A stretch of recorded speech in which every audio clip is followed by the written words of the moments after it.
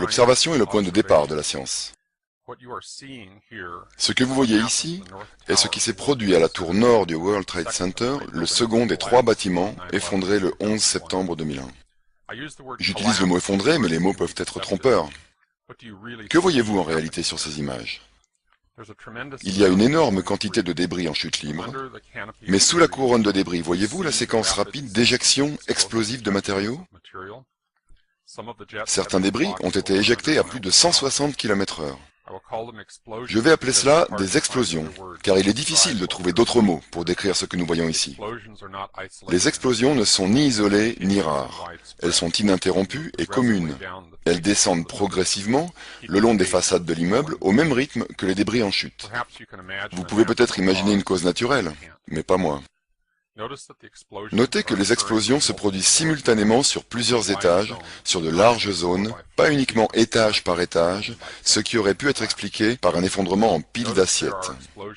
Observez les explosions bien en dessous de la zone d'effondrement. Certaines sont localisées et concentrées, c'est ce qu'on appelle des pétards, dans le jargon de la démolition contrôlée. En tout cas, ce n'est pas une démolition contrôlée classique. L'immeuble est progressivement détruit à partir du haut par des vagues d'explosions produisant une grande quantité de débris. La destruction se fait en plusieurs vagues, et non pas en une seule. La rapide séquence d'explosions se produisant près de l'angle visible de l'immeuble est la plus flagrante. Simultanément, nous voyons se produire une autre vague d'explosions, bien plus bas sur les façades de l'immeuble, sous le rideau de débris en chute libre.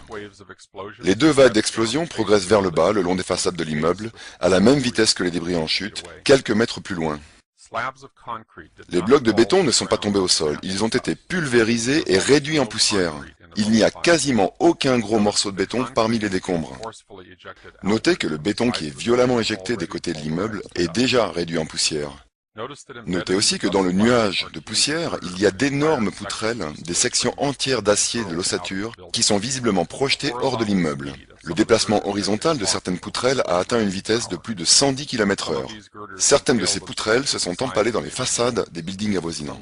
Certaines ont atterri à une distance équivalente à 2 terrains de football depuis la base de la tour. Qu'est-ce qui a pu projeter des poutrelles si lourdes avec autant de force à si grande vitesse?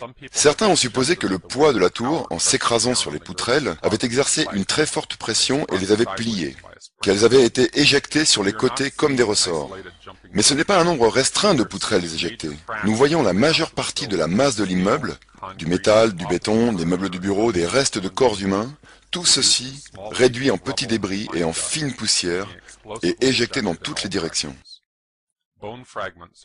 Des fragments d'os ont été retrouvés sur les toits des immeubles voisins. Les os n'ont pas été écrasés dans la masse en chute, car sinon ils auraient été piégés parmi les débris. Ils ont été pulvérisés avec tout le reste, ils ont explosé dans toutes les directions. Les enquêteurs du NIST ont affirmé que la partie supérieure de l'immeuble, celle au-dessus du point d'impact, était tombée comme un marteau-pilon, écrasant jusqu'au sol la partie inférieure du bâtiment encore intacte.